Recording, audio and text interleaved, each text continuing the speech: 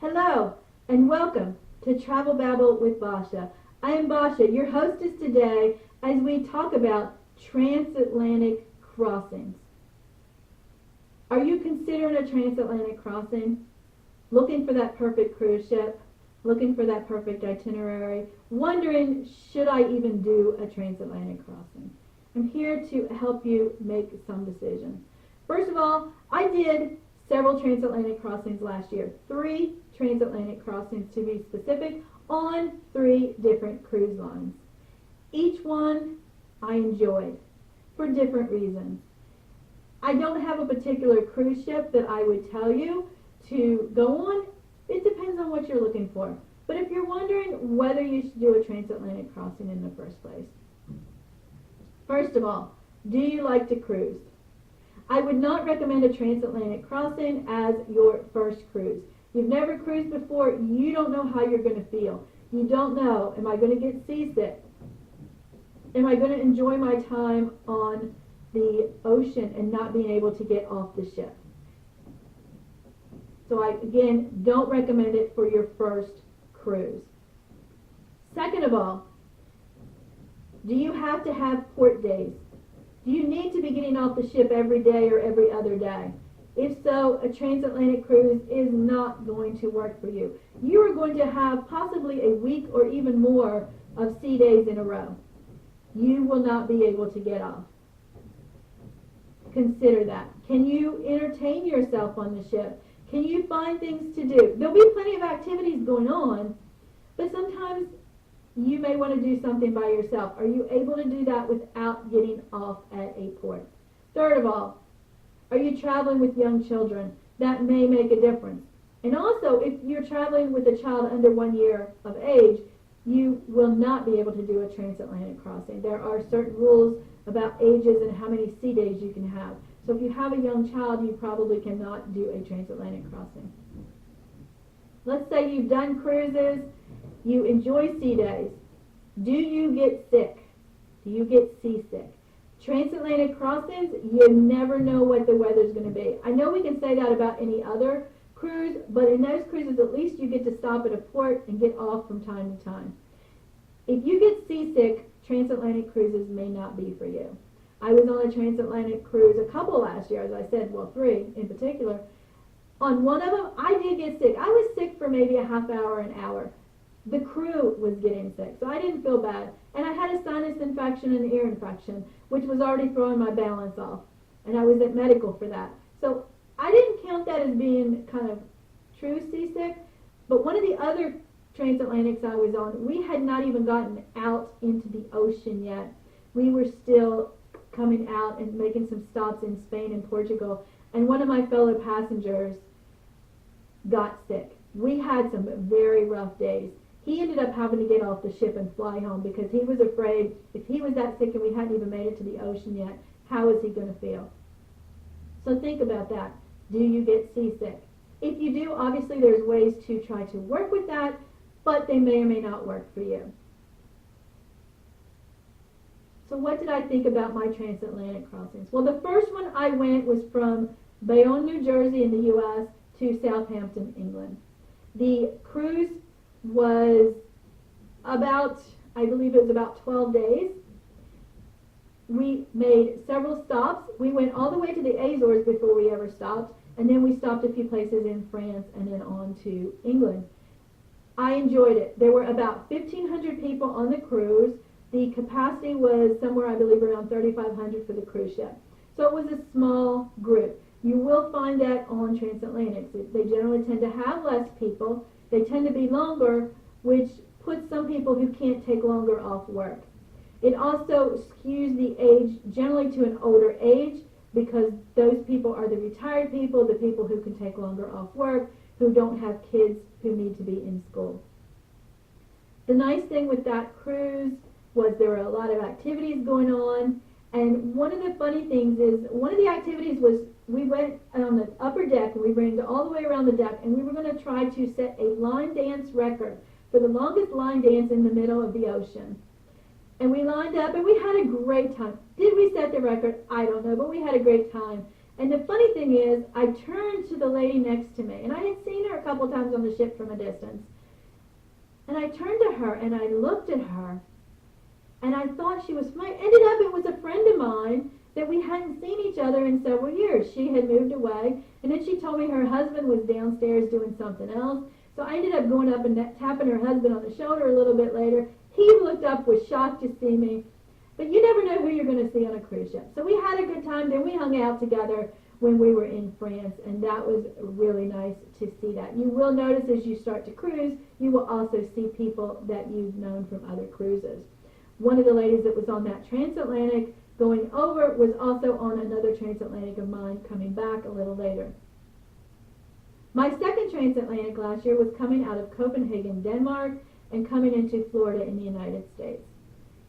If you thought 1,500 people on a large cruise ship was small, that cruise, we had 720 passengers. We had over 1,500 crew. We had 2 crew for every passenger.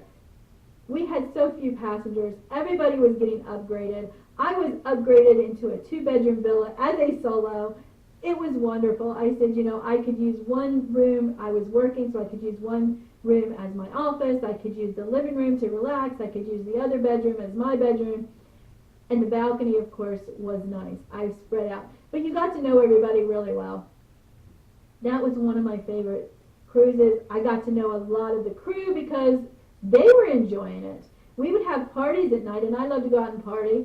And we would have parties at night, and sometimes I might be one of the only ones there. So I really got to know the crew.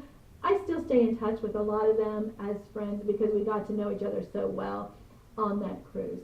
The average age, again, was a little older, but this cruise and this transatlantic crossing was a more or less last minute, as much as a cruise ship can make last minute changes.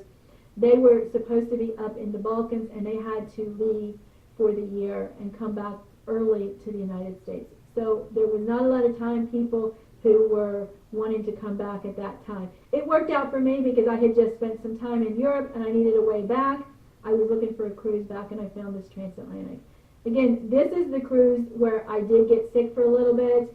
I had to spend some time in medical. We had a rough few days. The crew was, in some cases, getting seasick as well. We only had one port. It took about 2 weeks for us to get back. We only had one port because, again, it was the last minute. I had just been at that port on my transatlantic going in the opposite direction, so I just got off, walked around, talked to the crew, enjoyed myself getting on land because I knew I wouldn't be again for a while. My third transatlantic of last year, I was in Europe and I was looking for a way to come back, and I had planned to fly. A friend of mine that was traveling with me for part of my trip had found this other cruise and said, this is a good deal, I want to do it. Ended up, the funny thing is, she didn't book it, but I did. So I ended up taking that back. It was 2 weeks. We came out of Barcelona, Spain. We had several stops in Spain and Portugal, and then we came into Miami, Florida in the United States. This is a newer cruise line. This was their first transatlantic with passengers, so they were a little at odds of what to do. It was, again, 2 weeks worth of traveling. They had some really nice things. They had a book club. I really enjoyed doing the book club because I love to read, I write, so it was a nice way to talk with others. We read 2 different books. We would have liked a little bit more time, but we did enjoy reading those. They did have some various events that were fun, but there was a lot of downtime on that ship. They didn't have a lot, it seemed, planned during the day, which was fine with me. I hung out in the hammock on my balcony, which was a very pleasant place to just sit and read. Again, we had some rough waters. We had somebody who had to get off the ship before we actually get onto the ocean due to seasickness. There may have been others. I was fine on that ship, but I was not enjoying some of the rock and roll, and it was a little much even for me. But I did enjoy it. The passenger count was about normal, maybe half capacity. I don't remember the exact figures, but the average age was in the low to mid-60s, which is a little higher. We did have some younger people. We did have some older people, but the average age was in that lower to mid-60s, which I think the cruise ship was also a little not prepared for it, because most of the time when people who cruise on that right now are a younger crowd. It is adults only, so they're not that young, but they do tend to skew, it seems to me, into the 20s and into the 30s mostly. So they weren't prepared for that. We did have fun in the events that they had. Again, if you want to do a transatlantic, it is a wonderful way to travel between the U.S. and Europe, whichever direction you're going. I highly recommend it. However, keep in mind, can you handle that many sea days? Or do you need port days? Can you take the time off? Because they're usually going to be longer. It's usually going to be an older crowd. Is that fine? Do you get seasick? And definitely, this should not be your first cruise because you don't know how you're going to feel. But if it is, and you've tried everything else and now you want something different, I highly recommend a transatlantic. Now, one of the things that I really like on a transatlantic, a lot of people say when you do the transatlantic, one of the kind of rituals is you get a tattoo of an anchor. I'm a little leery of getting tattoos. The one ship I was on, they did tattoos on board, and I know people were going there and getting their anchors. I, however, stopped at one of our ports in Spain, and I bought myself a bracelet that has an anchor. That way I got my anchor, but I didn't have to get it tattooed. I actually got one for me, and I got one for a friend as well. Even though my friend is fine with tattoos, I thought we should match, so I did get this. So it's just a little ritual to show that, hey, I have been on a transatlantic. I have my anchor, even if it's not tattooed, it is on my wrist. I hope that someday you will want to try a transatlantic cruise. If you do, give me some feedback. If you've taken one, what did you like about it? What would you like to see differently? And if you like this video, please give me a thumbs up. Please subscribe to my channel. And now it's time to travel and go get ready for that transatlantic. So why are you sitting there? Go pack your bags.